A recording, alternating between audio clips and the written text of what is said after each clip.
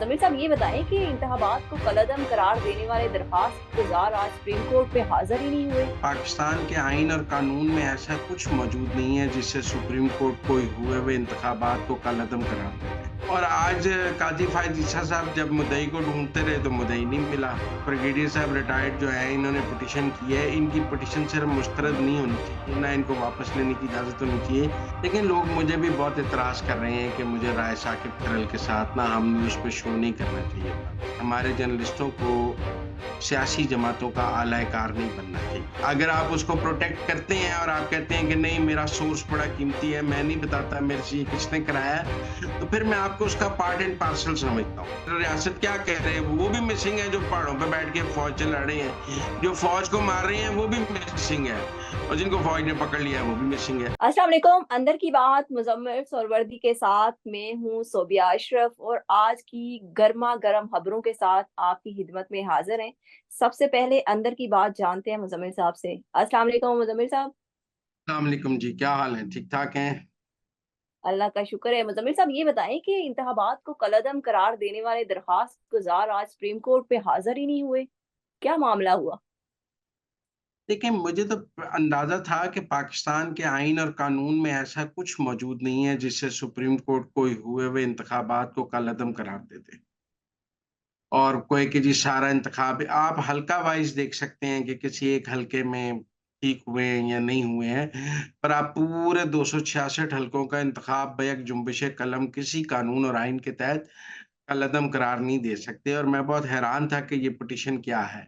लेकिन पाकिस्तान में फैशन हो गया है ऐसी पिटीशनें करने का, इंतखाबात कलअदम करार देते हैं, फ़ौज को ये कर दें, पार्लिमान ख़त्म कर दें, वज़ीर-ए-आज़म नाअहल कर दें। और आज काज़ी फ़ायज़ ईसा साहब जब मुद्दई को ढूँढते रहे तो मुद्दई नहीं मिला। अब हमारे यहाँ एक प्रॉब्लम ये है कि अब काज़ी फ़ायज़ ईसा साहब उसे 10 लाख, 5 लाख, 15 लाख जुर्माना कर देंगे और वो जुर्माना सह लेगा। मेरे ख़्याल में ऐसे केसेज़ में 50 करोड़ से कम जुर्माना नहीं होना चाहिए और तमाम जायदाद ज़ब्त होनी चाहिए।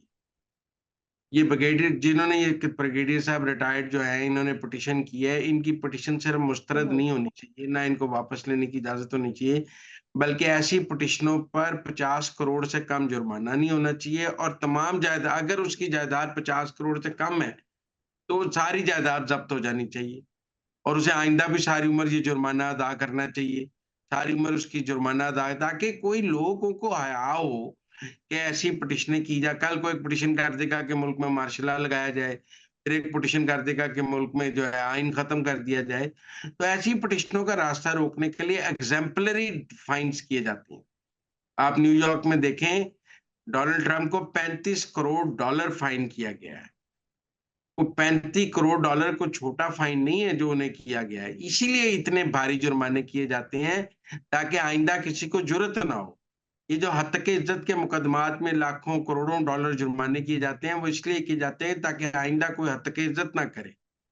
फ्रिवलेस लिटिगेशन में इतने भारी जुर्माने इसलिए किए जाते हैं ताकि लोग फ्रिवलेस लिटिगेशन ना करें। हमारे यहाँ फ्रिवलेस लिटिगेशन में चूँकि जुर्माना 5 लाख 10 लाख होता है, तो आप लोग दोबारा भी कर लेते हैं कि क्या है 10 लाख जुर्माना ही हो जाएगा ना। तो मेरे ख़्याल में इट्स अ फिट केस के 50 करोड़ से कम जुर्माना नहीं होना चाहिए और उनकी तमाम जायदाद ज़ब्त होनी चाहिए।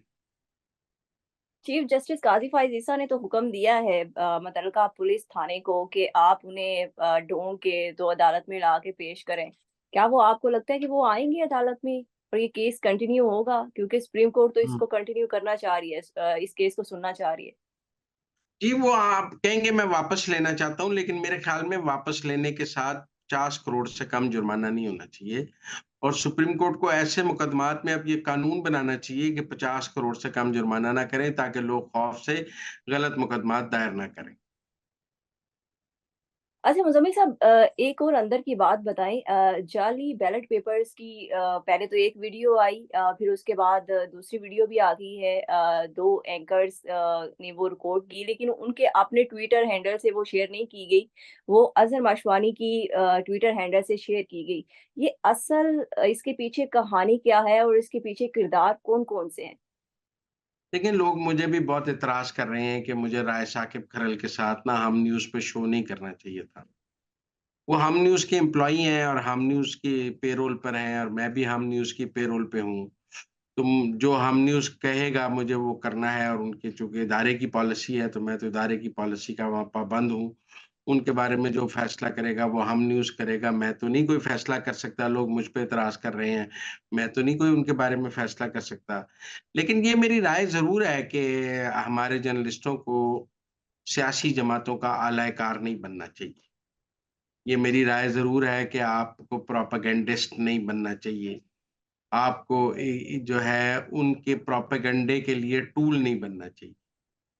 और अगर आप टूल बन गए हैं, तो आपको उ वो टूल बनने पर कोई सज़ा होनी चाहिए। और मैं समझता हूँ कि दोनों जो जर्नलिस्ट जिनकी आई है, उनको पीटीआई ने एक फ़ॉल्स फ्लैग ऑपरेशन के तहत टूल के तौर पे इस्तेमाल किया है। उन दोनों जर्नलिस्टों के करियर के साथ खेला है। मैं उन्हें मासूम भी समझूँ कि उनको कहा गया कि हमारे पास बहुत बड़ी स्टोरी है, आएँ चलें और इस्तेमाल भी कर लिया गया। तो जर्नलिस्टों को थर्ड पार्टी कैमरे से शूटिंग क्यों करवाई उन्होंने? मतलब मैं एक स्टोरी करने जाता हूँ और वहाँ सियासी जमात का कैमरा मौजूद है और सियासी जमात का कैमरा भी वो शूट कर रहा है, तो मुझे एतराज़ करना चाहिए कि भई मैं अपने कैमरे से शूट कर रहा हूँ, आप मुझे क्यों शूट कर रहे हैं? स्टोरी शूट करने गए हैं ना आप। तो मेरे ख़्याल में जब सियासी जमात के लिए आपने काम किया है और उसके पास आपकी फुटेज मौजूद है और वो सियासी जमात जो है पीटीआई अपने ट्विटर हैंडल से वो फुटेज ट्वीट कर रही है, तो ये अफ़सोसनाक बात है। मतलब मैं फ़र्ज़ कर लें कोई स्टोरी करने जाता हूँ और वो कोई और सियासी जमात मेरे बजाय उसको ट्वीट करती है या फुटेज है उसके पास, तो सवाल होना चाहिए कि मतलब नया दौर के लिए हम कोई स्टोरी करने जाते हैं और नया दौर की बजाय वो फुटेज जो है वो उस किसी सियासी जमात से ट्वीट हो जाए। तो ये सवाल ज़रूर होना चाहिए कि सियासी जमात के कैमरे को हमने खुद को शूट करने क्यों दिया? और दूसरी बात ये है कि इतना बड़ा फ़ॉल्स फ्लैग ऑपरेशन के बाद जो है वो एक लंबी खामोशी भी है दोनों जर्नलिस्टों की जानिब से। मंसूर अली खान साहब ने एक वज़ाहत तो दी है राय साकिब की तरफ से और लेकिन मैं समझता हूँ कि राय ये ब अब कहा जाता है जी सोर्स का नाम नहीं बताया जा पर सकता। मुदम्मिल साहब जो नसरुल्लाह मलिक साहब का वीलॉग है और जो आप कह रहे हैं कि ये राय दी है और उन्होंने बयान दिया है, मौक़िफ़ बयान किया है राय साकिब का मंसूर अली खान ने। इन दोनों के मौक़िफ़ में थोड़ा-सा डिफ़रेंस है। देखिए नसरुल्लाह मलिक साहब जो हैं वो एक चैनल हेड के तौर पे एक स्टोरी फ़ाइल हुई है और मैंने रोकी है। मंसूर अली खान साहब तो चैनल हेड नहीं है ना। वो एक एंकर हैं और उन्होंने अपने वीलॉग में बात की है, तो दोनों की पोज़ीशन में फ़र्क है। वो हम के चैनल हेड तो नहीं है, नसरुल्लाह मलिक न्यू के चैनल हेड हैं, तो उन्होंने तो ये बताया कि मेरे पास स्टोरी फ़ाइल हुई है, तो मैंने उसको एडिटोरियली कैसे रोका है। हमने भी रोका है, हम न्यूज़ में भी फ़ाइल हुई है। लेकिन मंसूर चूँकि उस एडिटोरियल बोर्ड में नहीं है और वो एडिटोरियल हेड नहीं है, तो मंसूर ना स्टोरी रोकने में है, ना चलाने में है, वो तो अपना शो करते हैं वहाँ पे। जैसे मैं अपना शो करता हूँ, मेरा स्टोरी से कोई ताल्लुक नहीं है हम न्यूज़ में, उसके अलग लोग हैं, तो वो तो अपनी जगह वो बात ठीक है कि नसरुल्लाह मलिक साहब का एंगल जो है वो एक हेड ऑफ चैनल के तौर पे और मंसूर मलिक साहब ने जो किया है, वो उन्होंने राय साकिब का पॉइंट ऑफ व्यू बयान किया है। लेकिन मैं ये आपकी जो बात राय साकिब से बात हुई, उनका क्या मौक़िफ़ था? देखिए राय साकिब साहब को ये अंदाज़ा तो है कि वो इस्तेमाल हो गए हैं। इसमें अब एक कैच है, मतलब राय साकिब साहब ये बताने को तो मुझे भी तैयार नहीं थे कि उनको ये सारा काम उनसे कराया किसने। अब सवाल ये है कि वो कहते हैं जी कि सोर्स डिस्क्लोज़ नहीं हो सकता। मैं मतलब सोर्स डिस्क्लोज़ नहीं होना चाहिए अगर खबर सच्ची है। और अगर आप किसी फ़ॉल्स फ्लैग ऑपरेशन का शिकार हुए हैं और आपको यूज़ किया गया है और आप प्रोपेगेंडा और डिसइन्फॉर्मेशन का टूल बन गए हैं, तो फिर वो सोर्स तो नहीं है।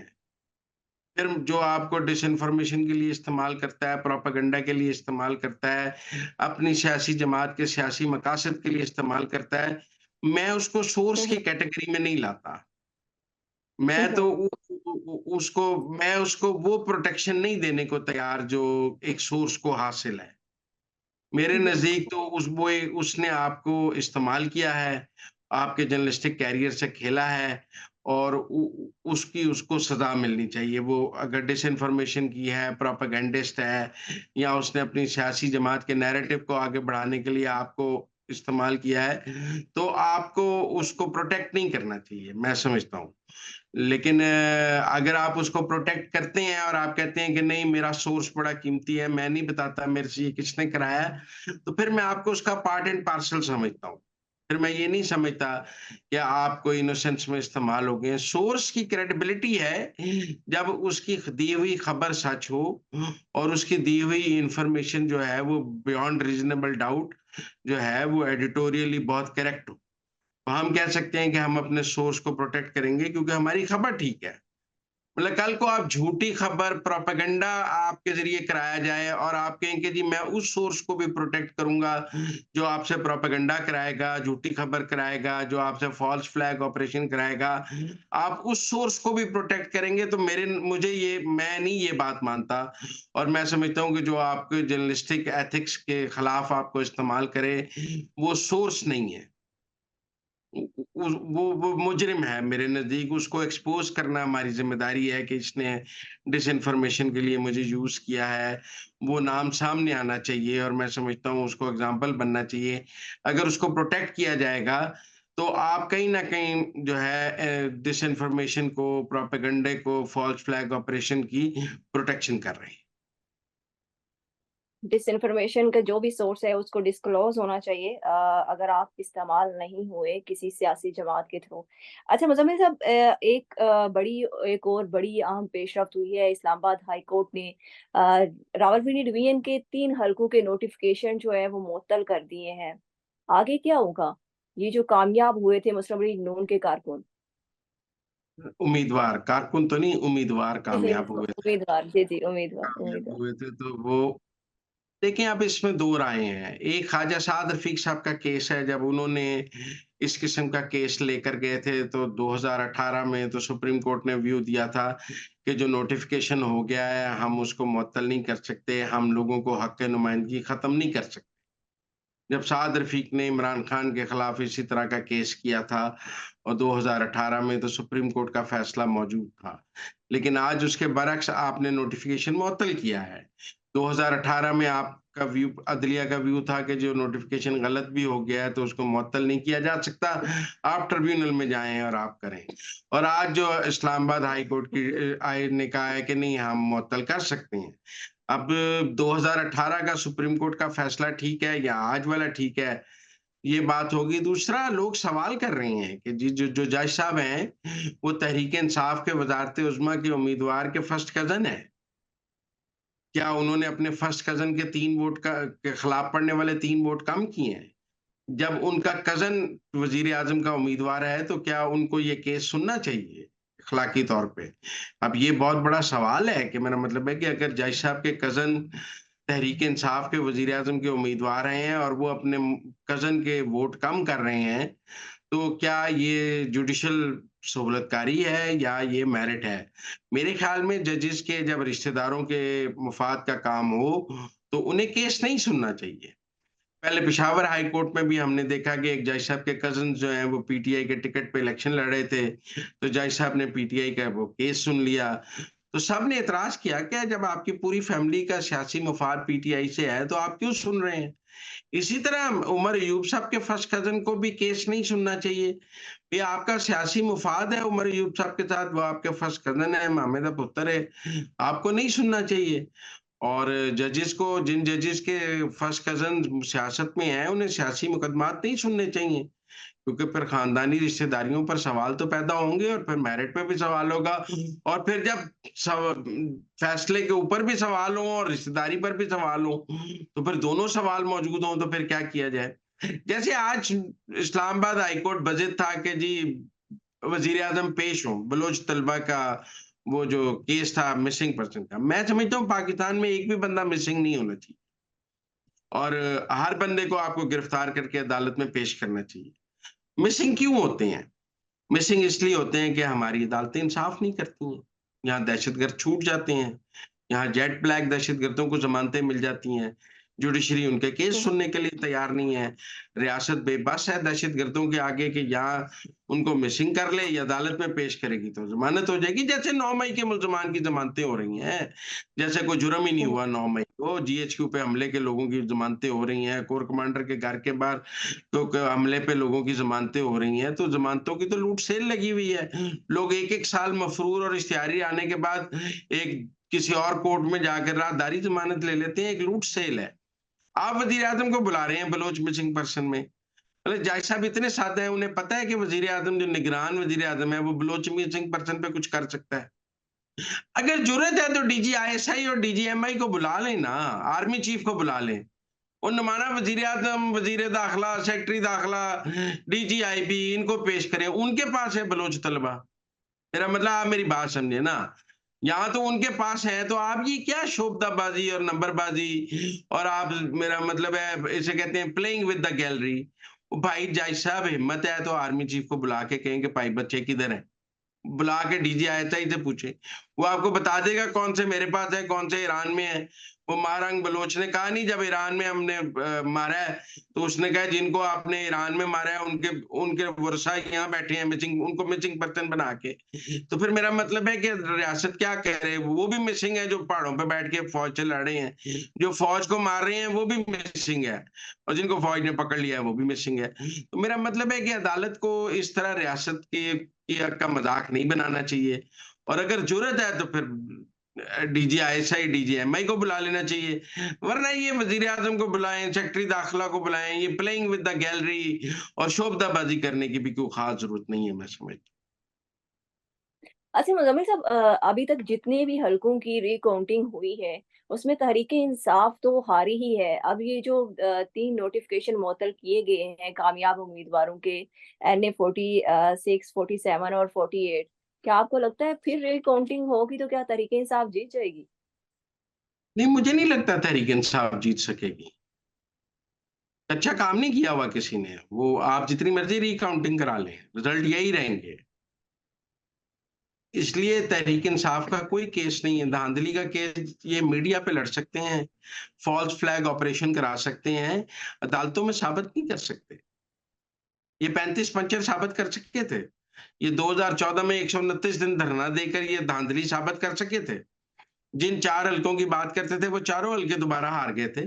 तो मेरा मतलब तहरीक-ए-इंसाफ ने कभी अदालतों में, कभी किसी फोरम पे धांधली साबित की है, वो ये फ़ॉल्स फ्लैग ऑपरेशन ही करा सकते हैं। जर्नलिस्टों के करियर से खेल-खूल के तो उनको इस्तेमाल करके अपना नैरेटिव बनाना, इसके अलावा कुछ नहीं कर सकते।